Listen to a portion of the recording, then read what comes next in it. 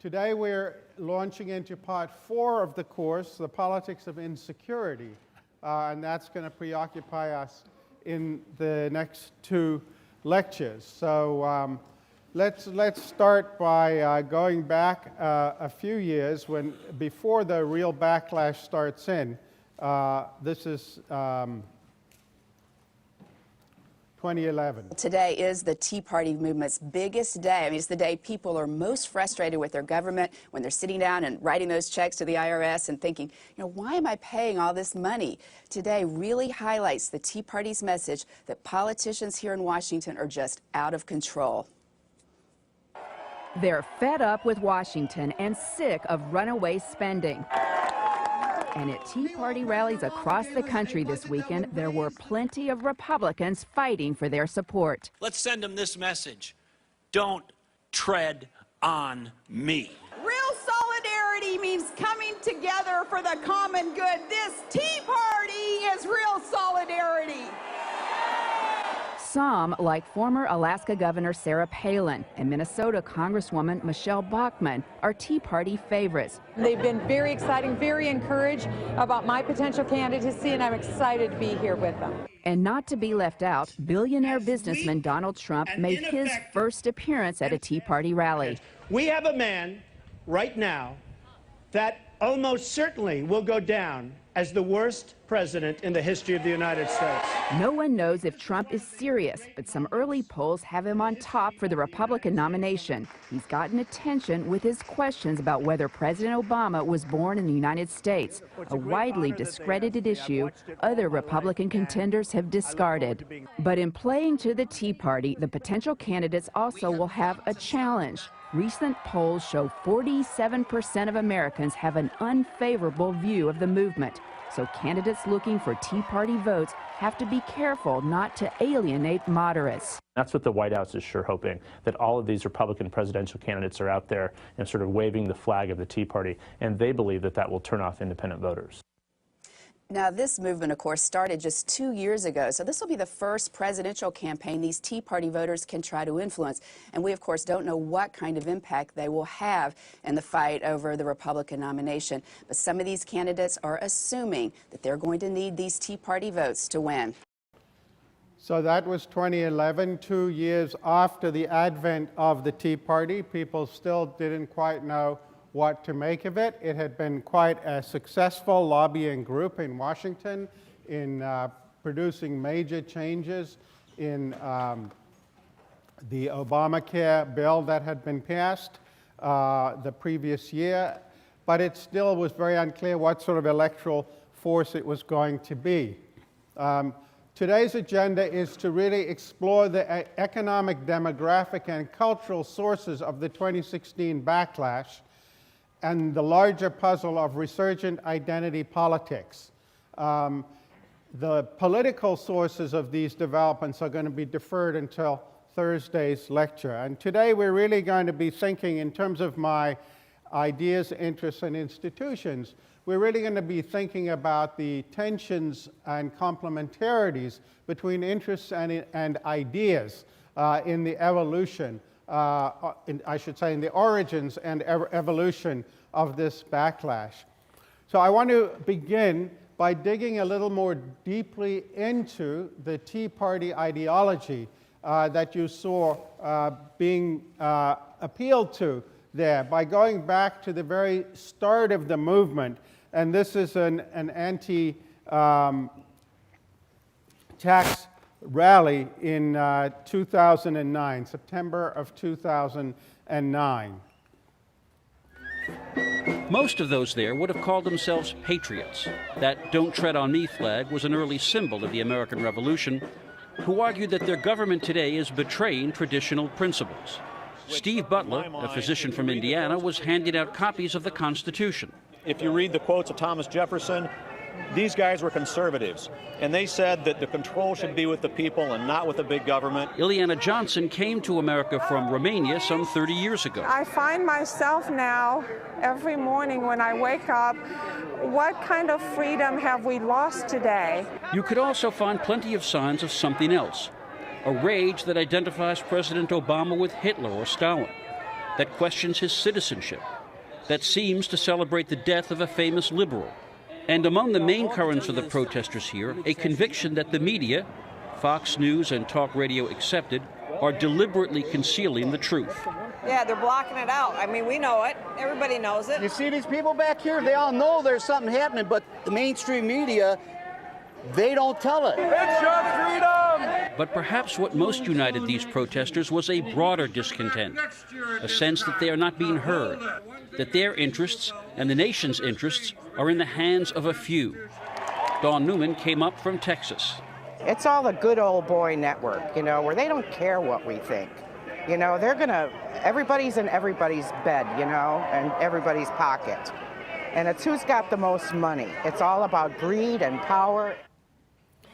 So there you have, I think in a very tightly distilled form, the four major elements of the Tea Party outlook or ideology. One is this very staunch anti-elitism, the sense that the political establishment and the economic establishment are reflected in both political parties is fundamentally opposed to the interests of people like themselves. Secondly, lots of conspiracy theories floating around this movement, and you saw some of them there, conspiracies among the media to conceal what's going on being central among them.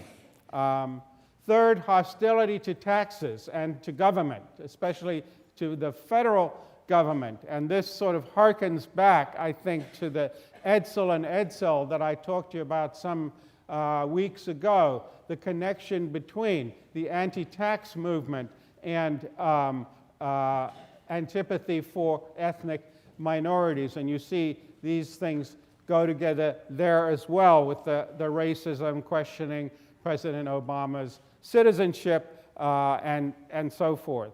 So, and we're going to come back to the view of the world that these four elements constitute later in the lecture. But let's first talk about the economic sources of the backlash.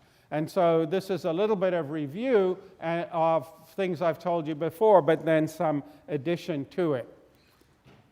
Last week, I pointed out that one of the sources of the anti-elitism in the backlash was the divergence that, on the one hand, after the financial crisis, people connected to the financial sector or with significant financial assets had their fortunes turn around pretty quickly. And by 2016, 2017, all the major stock markets were basically back, and much of the wealth that had evaporated or had appeared to evaporate during the financial crisis had pretty much been restored for those people. But that there was a very different impact on the real economy. And when I showed you these slides first about unemployment, that more people were unemployed for longer, both in terms of short-term unemployment and longer-term unemployment,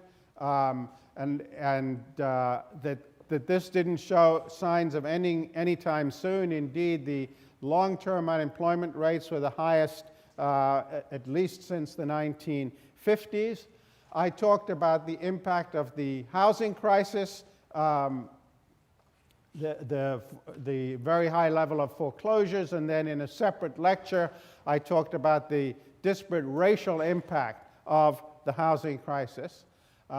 So just building on some of that, if you look at what happened to real wages in many of the advanced countries, but we're going to focus today on the US, you can see that this is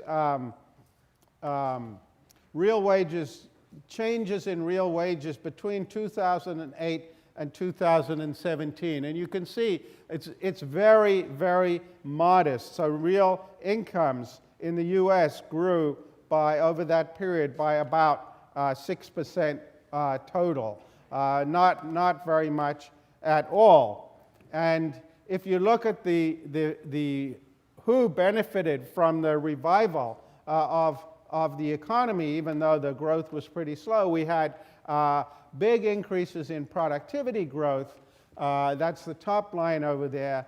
But if you look at hourly compensation with wages, there's two different measures of it, some technical differences that need not concern us here.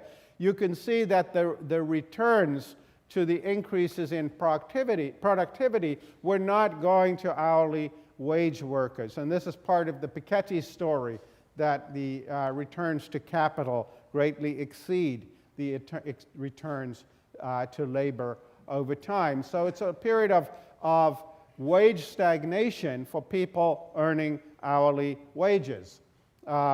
This decade, or 8 years, if you like, after the financial crisis. Then if we zoom out a little bit further into the larger context of long-term employment insecurity, this has been building for decades. I talked in an earlier lecture about the decline of union membership, which you can see begins pretty much right after World War II. That's the blue line there, declining union membership, whereas the share of income going to the top 1% is flat through about the 1970s, but then starts to take off pretty dramatically. If you look at union membership falling and middle-class incomes, they pretty much fall in tandem. So the middle-class share of income, as workers get less and less leverage, also has been falling for decades.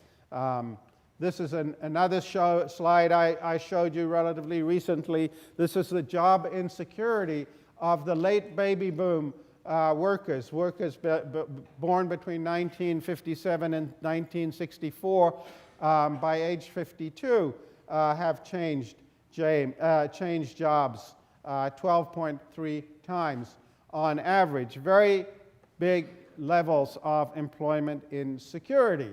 And again, zooming out even further, this is again the story that's highlighted by Piketty, his co-author Saez, and many others, that we have had this very high levels of inequality that were in the Gilded Age, and people by the end of World War II thought were going away. In fact, have come back, and we're now at the same levels of inequality that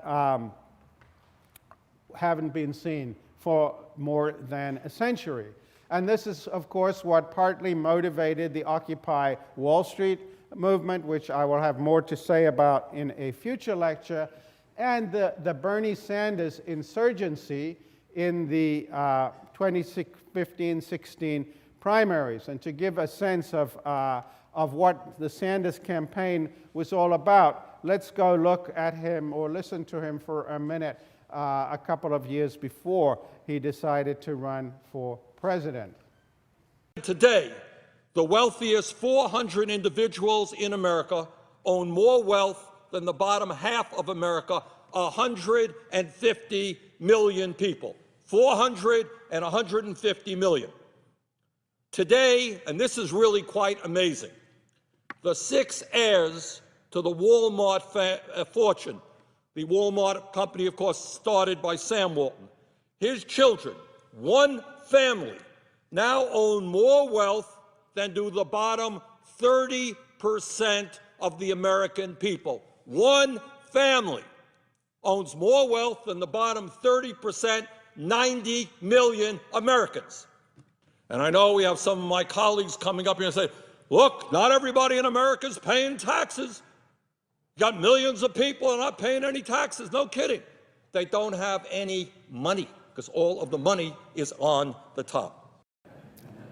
So that was the economic story, and the outrage that Sanders is articulating there. And on an interest-based story, one would anticipate that this would resonate with large numbers of voters. And we've seen in this that the damage that has been done was not just to white voters, but to African Americans disproportionately and Hispanics during the housing crisis. And on an interest-based story, one would expect that this was an opportunity to build a coalition that one would have anticipated would do something about that. But life has more imagination than us. And what this story missed is what I'm going to spend most of today's lecture talking about, namely the demographic and cultural sources of the backlash, which have also been building in different ways for a very long time. But before we dig into that, I want to first make one point that I think is a symptom of the fact that this story is perhaps a little bit too simple, at least as I've told it this far. And I'm referring here to the fact that employment insecurity is not just about working class voters. This very important new book by our colleague in the law school, Dan Markovits, called The Meritocracy Trap. A big part of Markovitz's message in that book is about the so-called hollowing out of the middle class, that many occupations that used to be middle-class occupations of upwardly mobile people are disappearing either offshore or, more importantly, to technology. So if you think about, we talked about bankers giving mortgages a while ago. If you wanted a mortgage, the person giving you the mortgage was a local bank manager who had worked their way up to that position. It was a stable job. You would go down and have meetings with that person. They might be a neighbor of yours in a middle-class community. Today, when you apply for a mortgage, it's to Quicken Loans. You do it over the phone to somebody who probably has a high school education, maybe not even, on the other end of the phone, might not even be in the United States. They type your characteristics and economic data into a software program, an off-the-shelf software program, and you get the answer as to whether or not you're eligible for a mortgage in a matter of minutes. The bank manager who would have interviewed you about your mortgage has long since disappeared. Those jobs have gone away. So it's not just the bank tellers, it's the bank managers, and it's creeping, and this disappearance of employment is creeping up the occupational ladder. I for the last 7 years now, have been teaching at the Yale School of Management. 7 years ago, one of the most attractive things to do for people who were graduates of business schools was to go into investment banking. It's not a favored activity anymore. Why? Because a lot of those jobs are going to big data. There are algorithms now that make it much less appealing to go there. But then the question arises, what are these people going to do instead? So we should, when we think about employment insecurity, we shouldn't just focus on the disappearance of industrial jobs that force people into low-paid service sector work.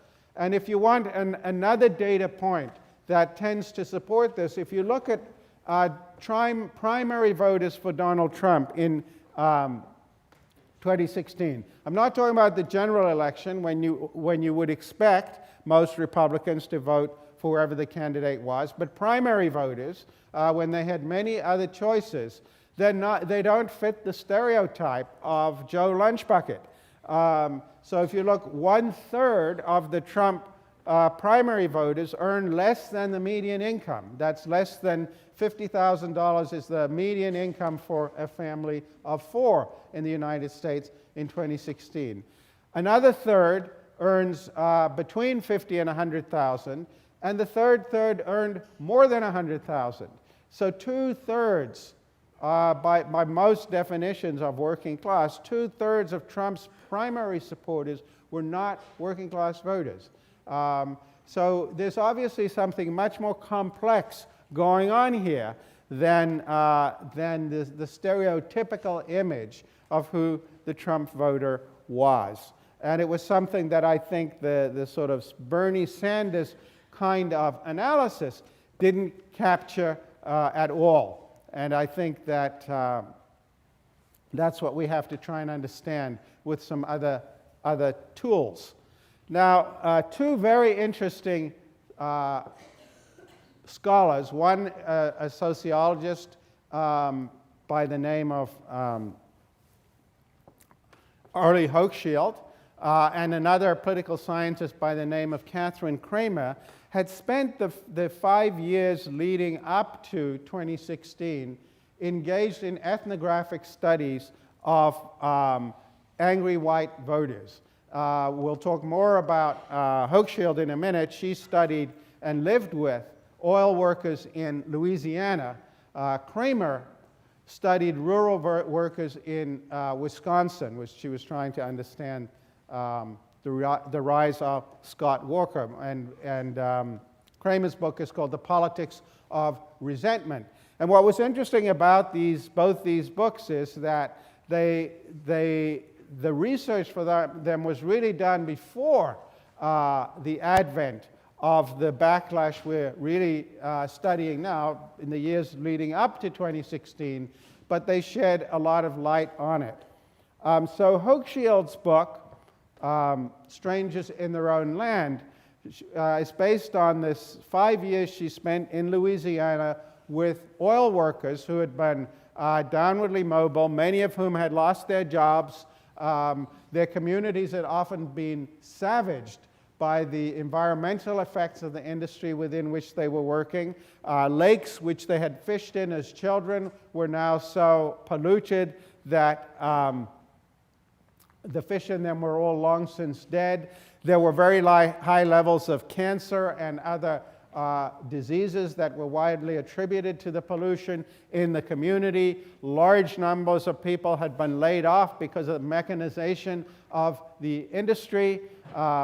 And yet, the paradox that she tried to understand was that the anger of most of these people was directed not at the oil companies, but at the government, and particularly at the federal government. And she tried to understand this through participant observation. And so here's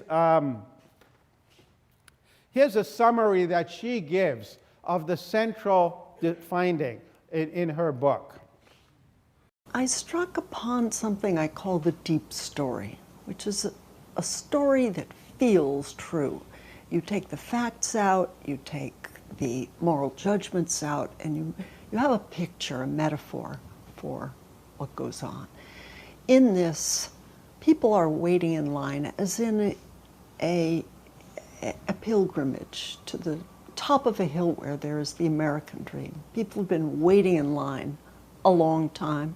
They feel deserving. Their feet are tired. The line hasn't moved in many years. And then they see some people cutting in line. Who is that? That would be blacks who now have access to jobs that used to be reserved for whites. That's women now have access to jobs reserved formerly for men. Immigrants and refugees and now endangered animals all seem to be getting ahead of you, having cut in line. Then people notice Barack Obama, representative of the federal government, seeming to wave to the line cutters. He has sponsored them. Indeed, the federal government comes to seem like an instrument of their marginalization. It has indirectly put them back. You're now at the back of the line and no one's really paying attention to you, and then someone ahead of the line turns around and says, oh, you're a southern, ill-educated, Bible-thumping redneck. And then you feel estranged. There's a moment in which you feel like now a stranger in your own land. And you're kind of stuck until one day someone comes along, a magisterial figure, powerful, who sees and recognizes your estrangement and says, I'm going to give you your country back again. So this is this narrative of cutting in. There's some notion that people are getting ahead in line in front of you and therefore preventing you from advancing.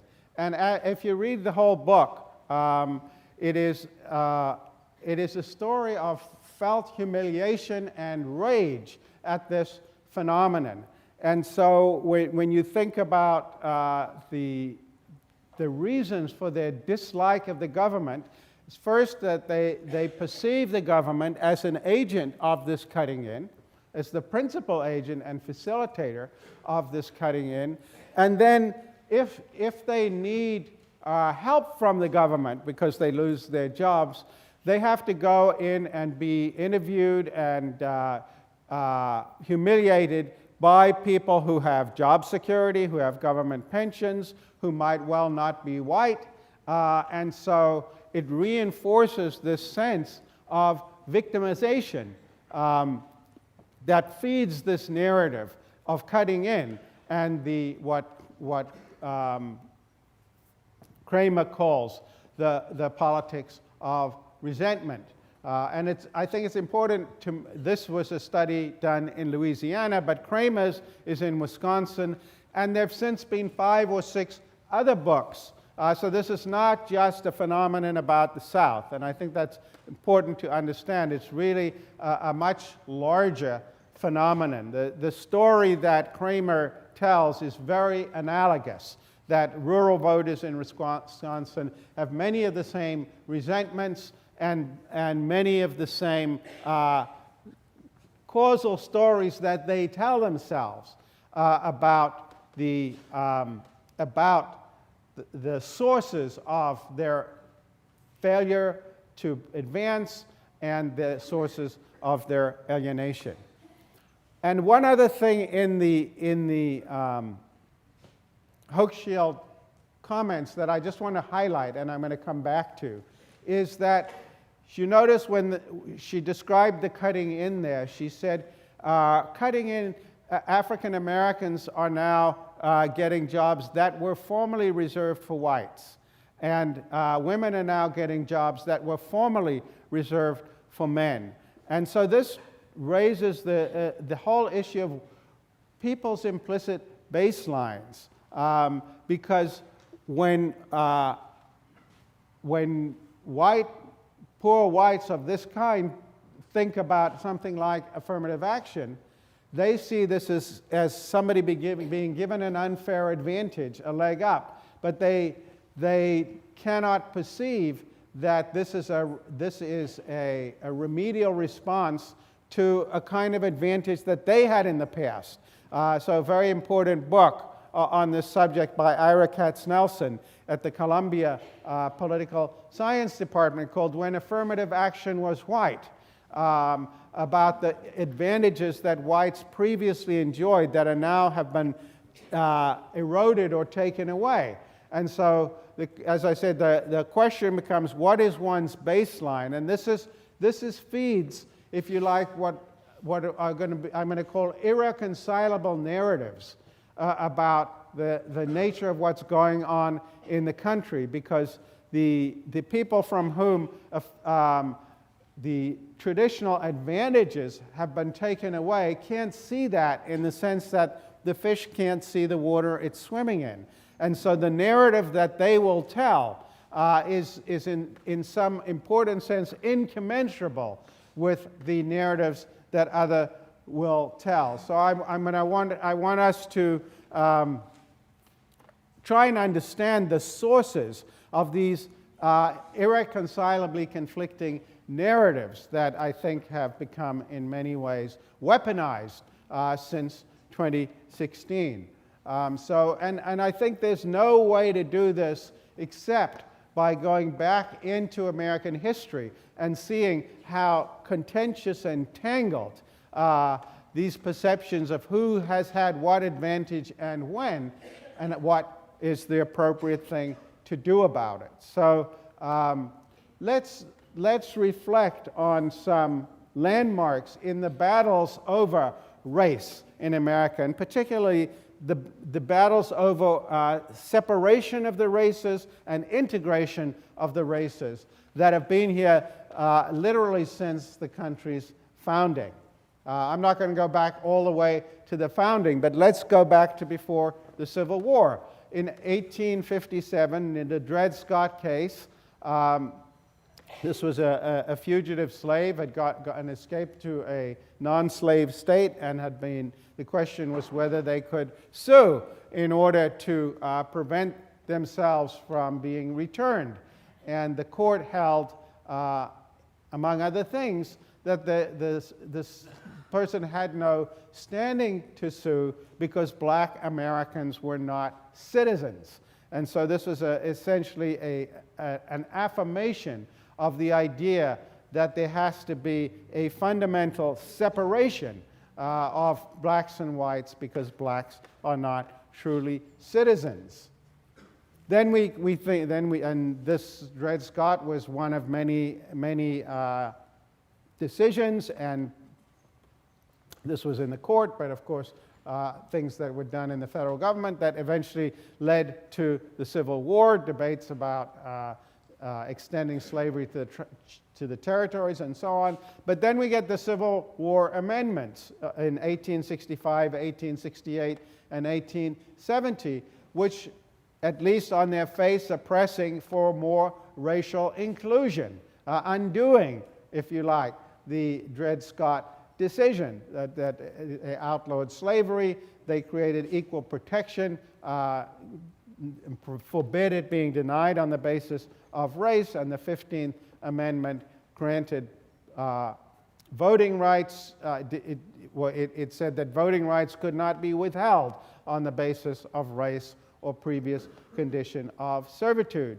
So there you see an attempt to get a more inclusive polity that then runs into the reality that citizens in the South white citizens in the South many had not accepted the outcome of the Civil War as legitimate, and huge backlash and attempts to undo the effects of the Civil War amendments. And I talked in an earlier lecture that the Supreme Court was to some extent complicit in that by reading the amendments very narrowly so as to limit their effect.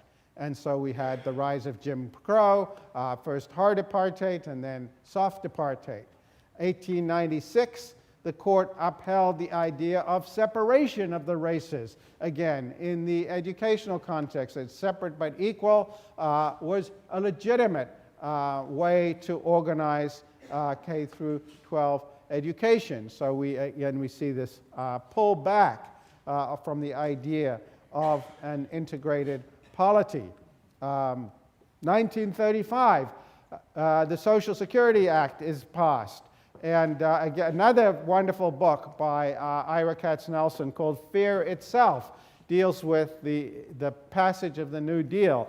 And in particular, the reality that the only way in which Roosevelt could get the New Deal through Congress, which was controlled by the big committees were controlled by Democrats from the South who were strongly opposed to all forms of racial integration, was to make essentially exceptions that would get them to support it. And in particular, the Social Security Act excluded domestic and agricultural workers, most of whom were African American. And so that was if you like, the quid for the quo. We're talking about quid pro quo these days. That was the quid for the quo, to get enough Southern support to pass the Social Security Act. Again, a deprivation of a racial group and the continuing, if you like, soft apartheid in that case, because a proxy rather than race was used to achieve the exclusion.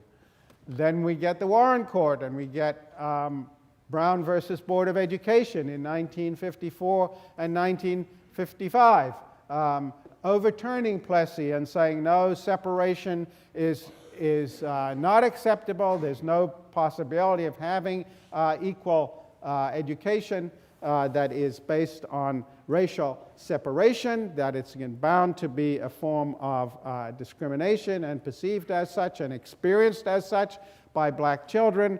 And so the court ordered integration of the schools, which turned out to be much more difficult to achieve for reasons that we have talked about earlier than people might have anticipated.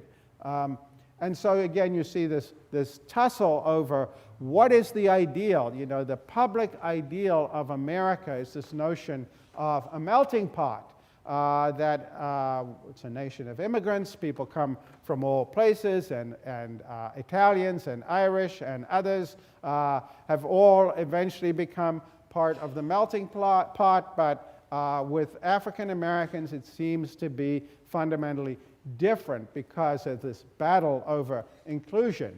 And of course, we shouldn't think that this is only a battle among white voters. A lot of the conversation about inclusion versus exclusion tends to treat African Americans as incapable of views and agency of their own on these matters, which of course is not the case.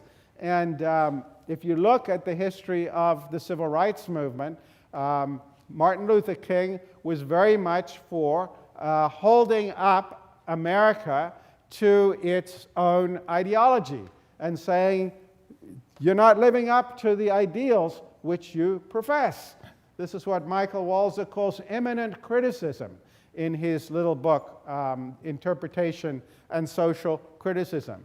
You take the melting pot ideal and the immigrant story, and you say it's being violated with respect to African Americans. You're being hypocritical. We need to have the kind of inclusion, the American dream, should be equally available to all.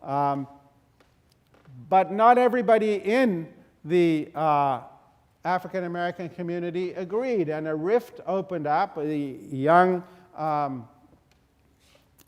activist by the name of Malcolm X took a very different view of the matter. So let's listen to Malcolm X for a minute or two. What is your attitude on the relations between the black and white races? What do you seek to accomplish? The best way to solve the problem that black people are involved in this country is to let us separate from whites and solve our own problems. Do for ourselves that which whites do for themselves. Stop begging the white man and stand on our own feet and solve our own problem. Is it fair to say, as a generality and as a succinct way to put it, that you believe in segregation of the races? Segregation is that which is forced upon inferiors by superiors. Separation is done voluntarily by two equals. You never refer to the Oriental community in which Orientals live exclusively as a segregated community, because they live there voluntarily. Everything there is controlled by them. The economy, the politics, the civic organizations, but the Negro community is referred to as a segregated community because Negroes are forced to live in that community contrary to their will, and they don't control the businesses of their community. They don't control the politics of their community, nor their social life. We do believe in separation, standing on our own feet among our own kind and solving our own problems. And that's the only way you'll get a solution to the vital race problem in this country. Our people should unite among ourselves and try and solve our own problems instead of trying to force ourselves upon whites and blame them for our plight. Could we press for a very simple answer to one question? Do you hate all white people?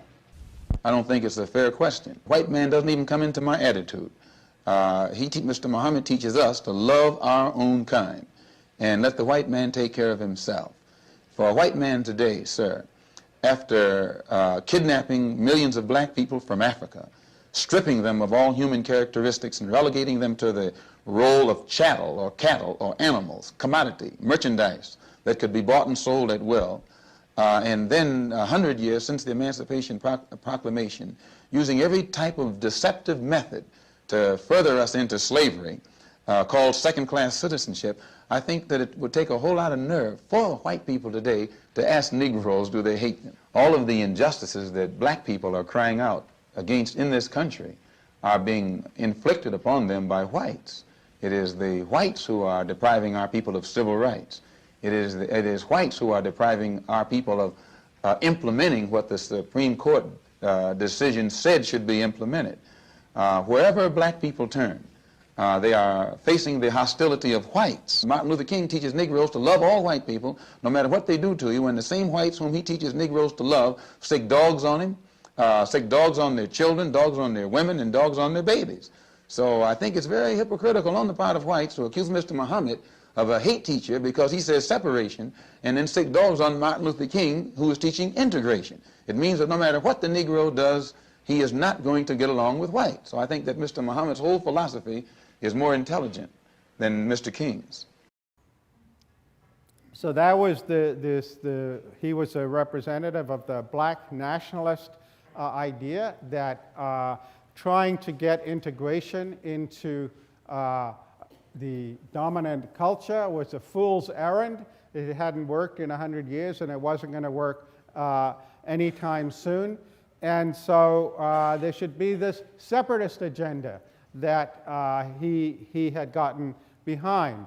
It's important to say that he subsequently changed his mind. He had a falling out with Elijah Muhammad, who he talks about there, and he spent some time traveling in Saudi Arabia and elsewhere and saw that there were Muslims who of many different colors who actually did get along and work together. And in the following year, he actually separated from the Nation of Islam and began to support the civil rights agenda, although he remained a black nationalist. And his falling out with the Nation of Islam was so grave that they assassinated him, as I'm sure some of you know. The following year, he was murdered. But interestingly, there's a curious kind of historical convergence because Malcolm X became more in favor of integration and the civil rights agenda, whereas actually Martin Luther King, in the last years of his life, would become less sanguine about the possibilities of integration. And by the time he was assassinated 4 years later, he said, well, he had not given up hope. He was no longer optimistic, having seen how little had been achieved by that time. But there you have it. You have this rift in the African American community over integration and separation, which would subsequently become transformed into debates about multiculturalism versus the integration American dream. Should we try and get everybody to approximate to some national norm, or should we respect the differences among different groups? And this would become a central motif in battles about conflicting narratives going forward.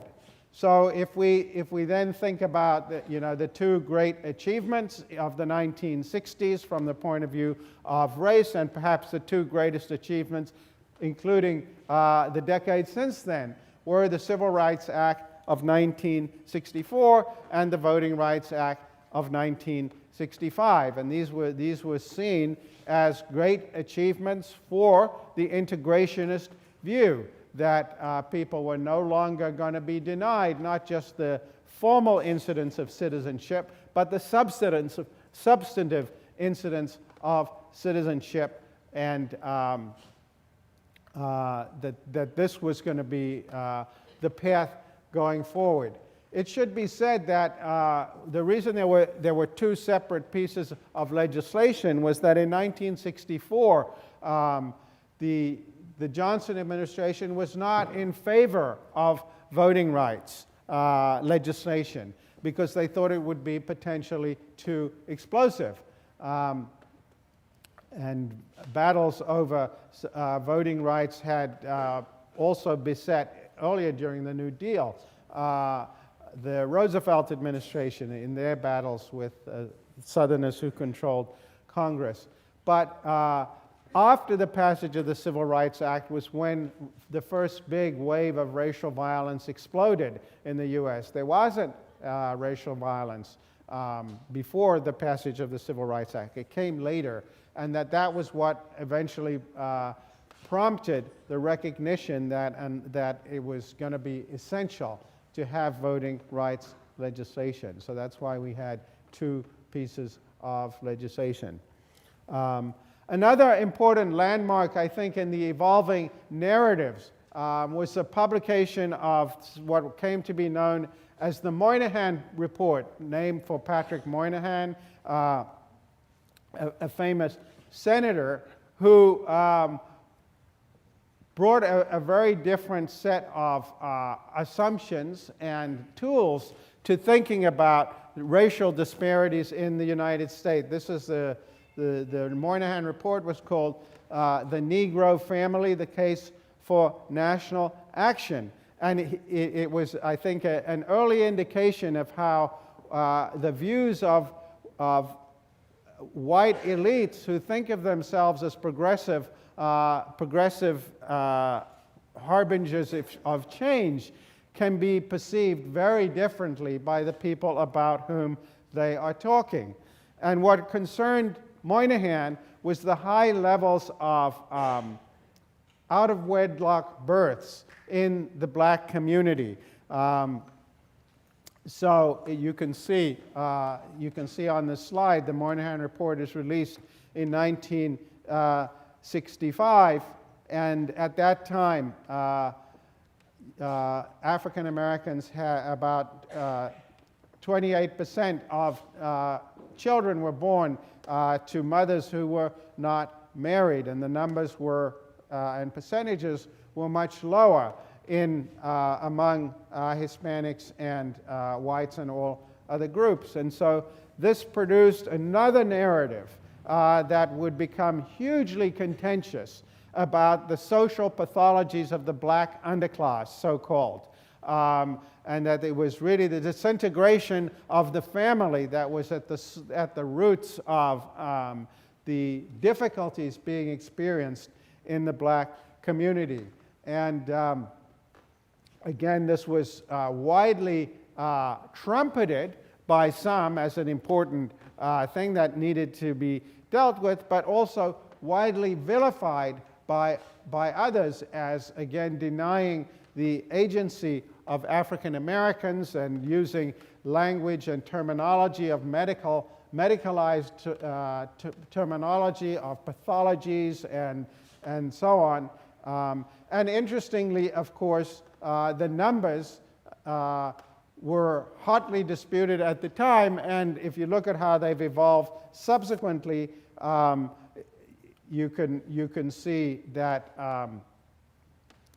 the number of children born out of wedlock in white families today is just as high as the number of children born out of wedlock in 1965 when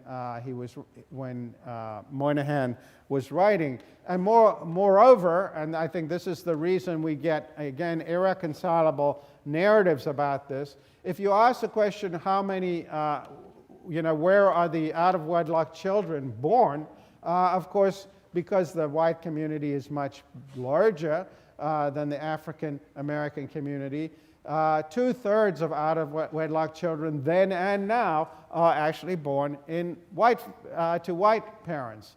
And so you can find, if you like, if you want to find facts to support a different narrative, there are plenty of conflicting stories that can be told. You know, another piece of this is that people would point out that when upper middle class white people decide not to get married, it's seen as a choice of lifestyle, but when a poor black person does it, it's seen as a social pathology. And so again, you find that these conflicting moral narratives are irreconcilable. People glom onto different facts and use them as the decisive ones to illustrate what it is that they are talking about. So I think that the Moynihan report foregrounded a lot of these debates about African Americans in ways that made people increasingly speak past one another. Nixon's Southern strategy in 1968, we've talked about this in an earlier lecture. This is the backlash against the Civil Rights Act and the Voting Rights Act. He takes advantage of that by recognizing that there's a second dimension. When we talked about the Downsian models, that there's a second dimension, and that resistance to racial integration matters more to many Southern whites than economic benefits from the welfare state. And so it's possible to, if you like, divide Southern whites by appealing to race. And that was Nixon's Southern strategy, and again, I think brought racial divisions back into the foreground of American politics. And then the next really important step, I think, comes in 1971. And so this is the McGovern-Fraser report on the structure of the Democratic Party. The Democratic Party had been in a major crisis in the late 1960s, not only because of the assassinations of Robert Kennedy and Martin Luther King, who had both been strong supporters of civil rights, but the 1968 election had been explosive for the Democratic Party. But what had happened was, notwithstanding Lyndon Johnson's massive victory in 1964, in a huge landslide, he's fortunate to be running against Barry Goldwater at that time, and Goldwater was sufficiently far from the mainstream of American politics that Johnson could prevail. And he had used those majorities to enact the civil rights legislation that I've already talked about. But he also, of course, massively escalated the increasingly unpopular war in Vietnam. And by the time 1968 rolled around, it was clear that Johnson couldn't run for re-election. He wasn't going to win. But this was at a time when parties were governed much more top-down. I will talk more about that on Thursday. And there was a sense that the anti-war sentiment in the Democratic Party had to be contained. But the trouble was, once Johnson was not running, all of the candidates who were running were anti-war candidates. So Vice President Hubert Humphrey was sort of parachuted into the race. He didn't run in any primaries. He was named as the candidate. And this produced an explosion at the Democratic National Convention in Chicago, and there was violence in the streets. And there was a strong sense of crisis in the Democratic Party. And this produced a movement for reform. No more smoke-filled rooms. We are going to democratize the Democratic Party. And so a political scientist, a very distinguished political scientist by the name of Austin Ranney, chaired this commission with some others that became known as the McGovern-Fraser Commission.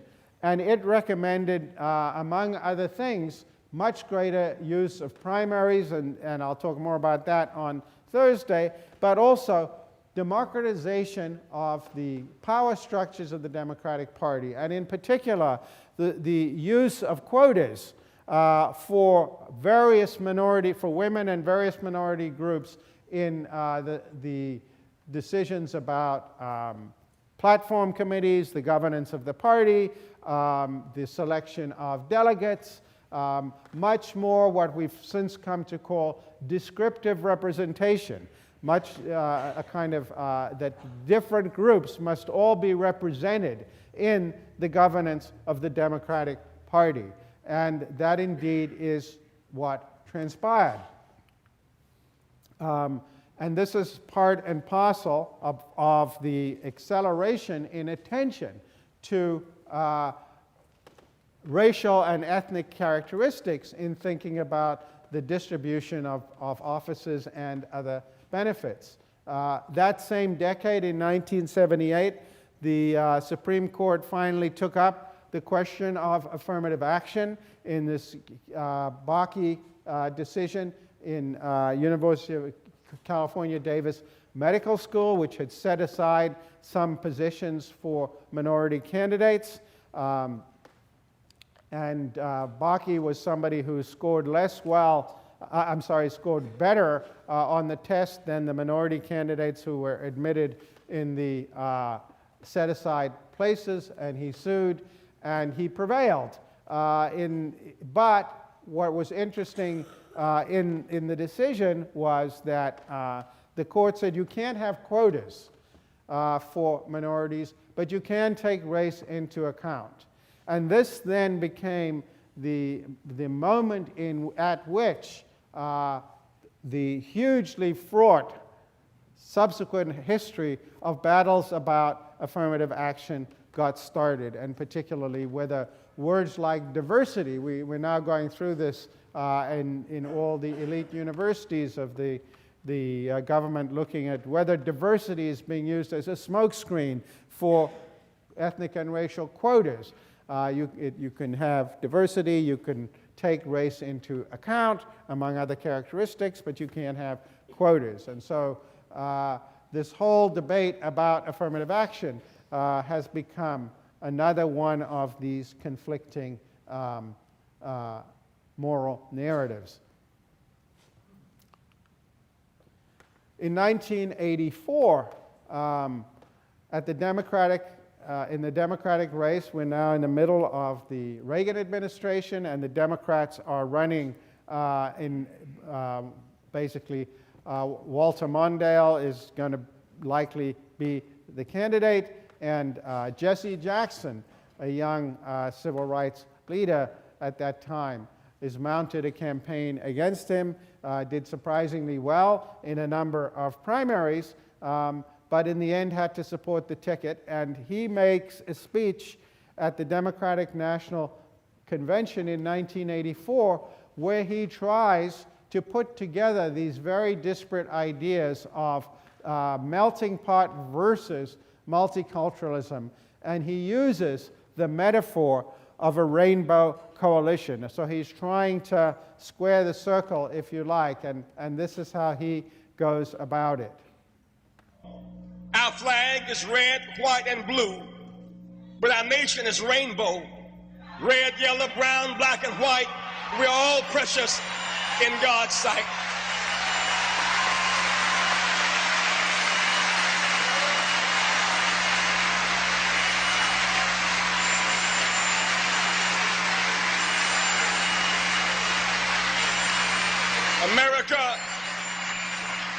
America is not like a blanket, one piece of unbroken cloth, the same color, the same texture, the same size. America is more like a quilt, many patches, many pieces, many colors, many sizes, all woven and held together by a common thread. The white, the Hispanic, the black, the Arab, the Jew, the woman, the Native American, the small farmer, the business person, the environmentalist, the peace activist, the young, the old, the lesbian, the gay, and the disabled make up the American quilt.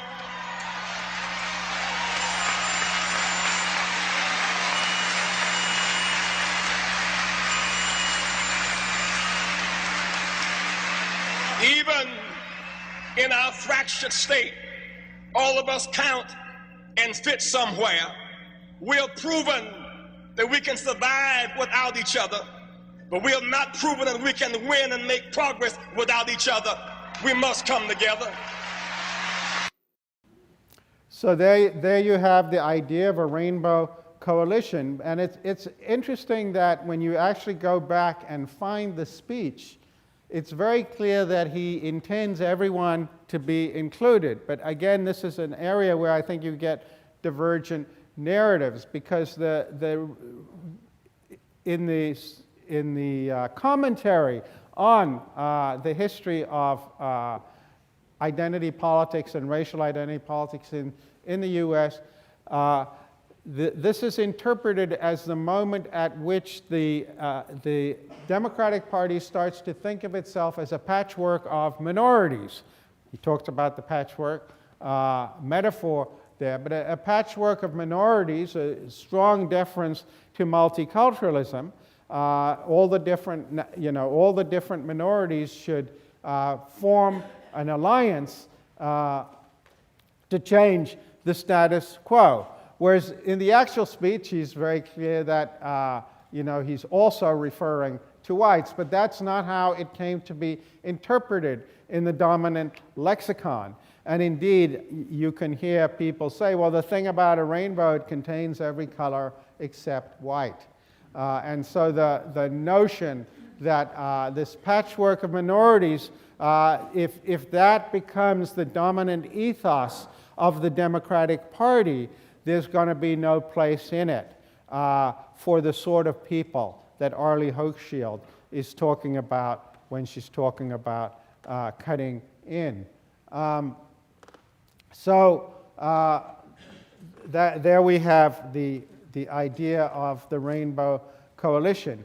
And it's important to say that while the idea of descriptive representation in politics starts in the Democratic Party with the McGovern-Fraser reforms, it also migrates into the political system more broadly with the advent of majority-minority districts and the fight over majority-minority districts. And so this was the idea that was developed in order to try and get African Americans elected to Congress, particularly from the South, where it seemed almost impossible to do that. And this is partly because of the way districting is done in the United States. It's done by whoever, at least at this time, it's now a more complicated story, but at this time, the districts were always drawn by whoever controlled the state legislature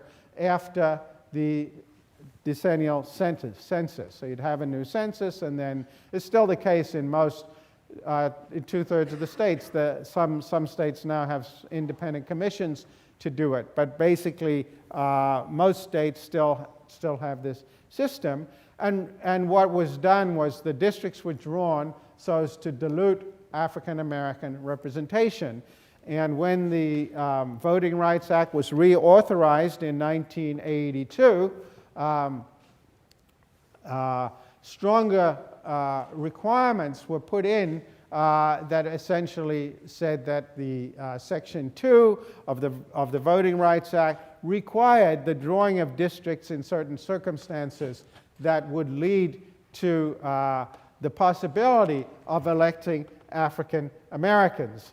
And it was, you might think, somewhat surprising that legislation reauthorized in 1982 would do this, because this is during the Reagan administration, which one would not have thought would be particularly friendly to this idea.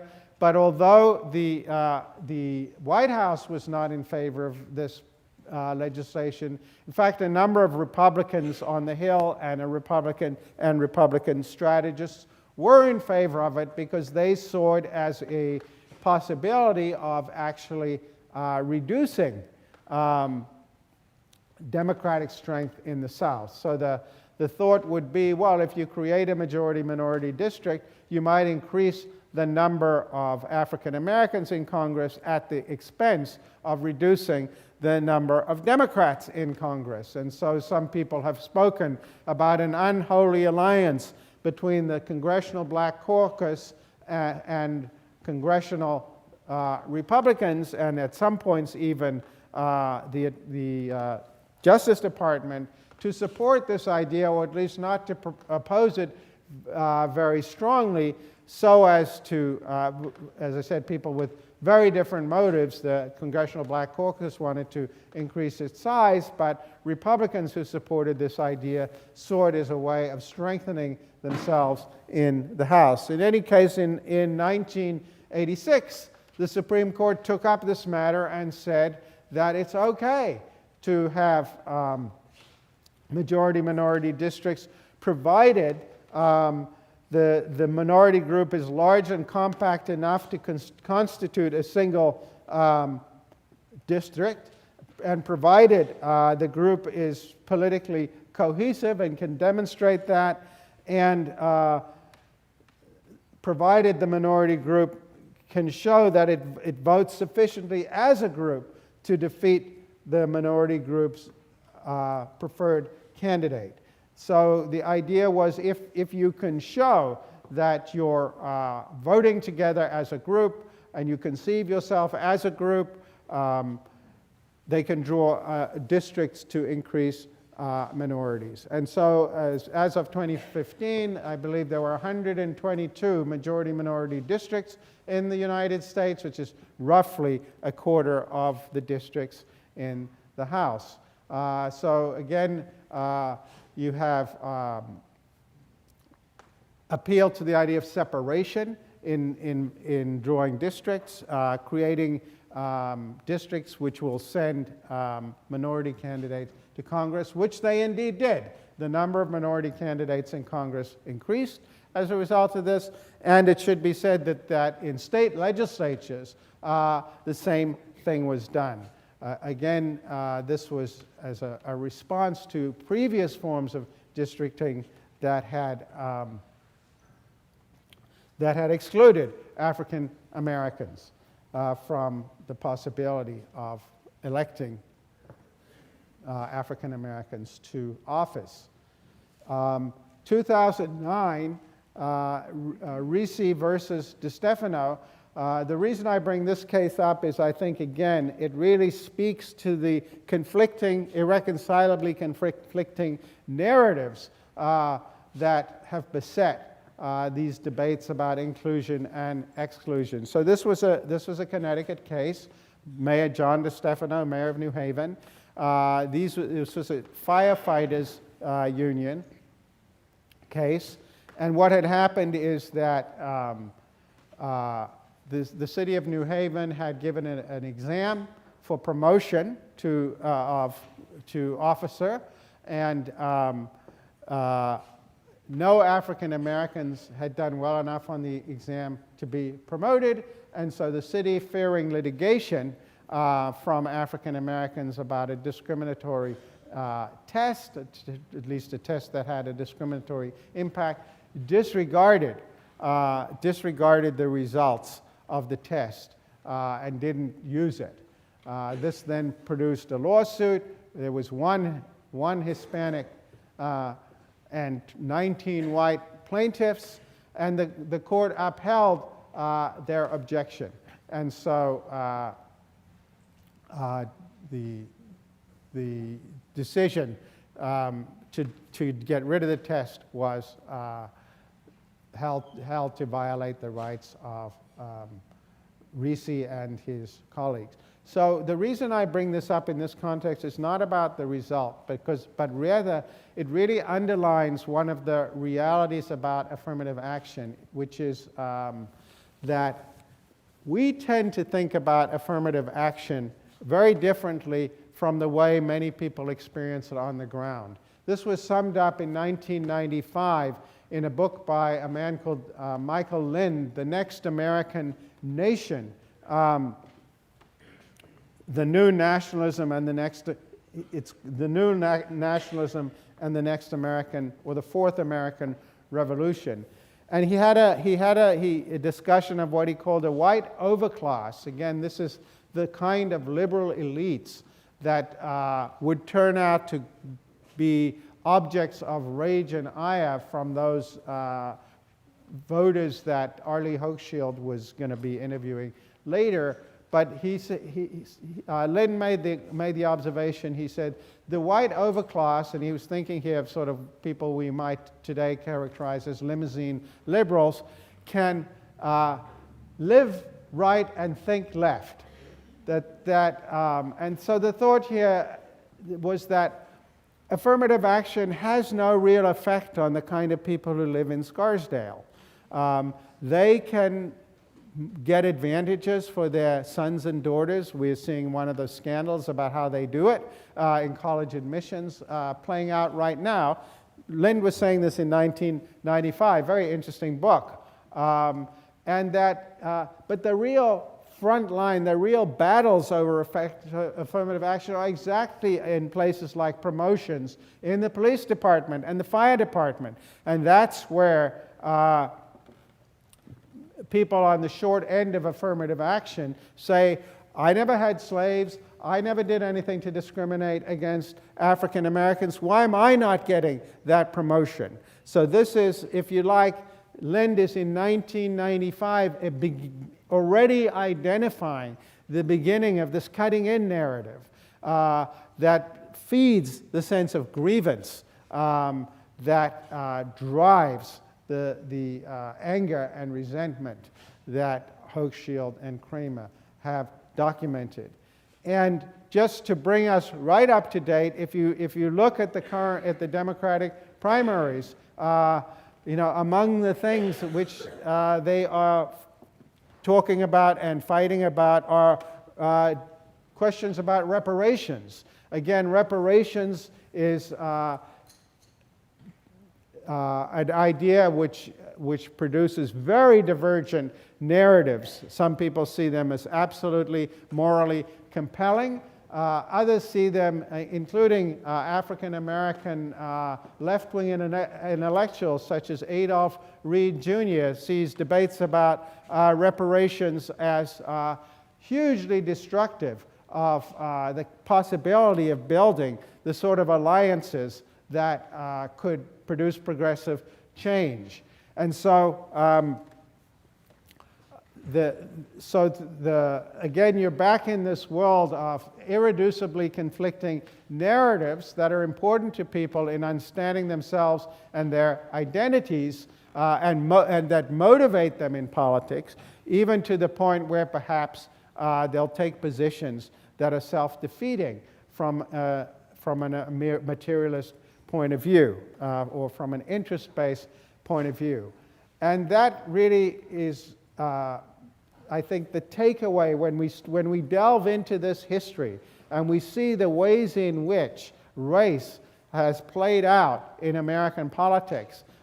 It constantly feeds these mutually incompatible narratives. And this is an important thing to know, because it's one of the ways in which modernization theory got politics very badly wrong. To this point in this course, I've talked about modernization theory and democracy, that there were these predictions that countries would become more democratic as they developed economically. But there was another important prediction of modernization theory, which in some ways underlay the prediction about democracy. And that was the prediction that identity politics would over time be displaced by interest-based politics. That things like religion and race and so on would atrophy as sources of political mobilization.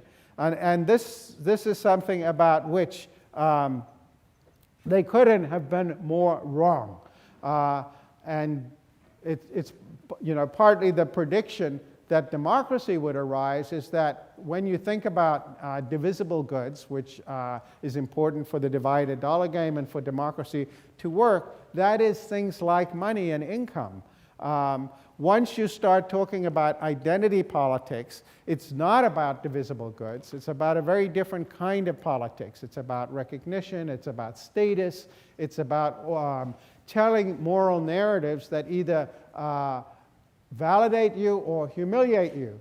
And so we have reached a world in which we have these conflicting narratives that are not easily reconciled, even when they're about the same topic, such as affirmative action or majority-minority districts or racial set-asides of other sorts. You get these mutually incompatible narratives. And what happened after 2016 is that one of these became weaponized, essentially. Trump found a way to weaponize the narrative of cutting in that Hochschild had uncovered. And that is the story of the socioeconomic sources of populism as it's played out, and we'll turn to the political sources of it on Thursday.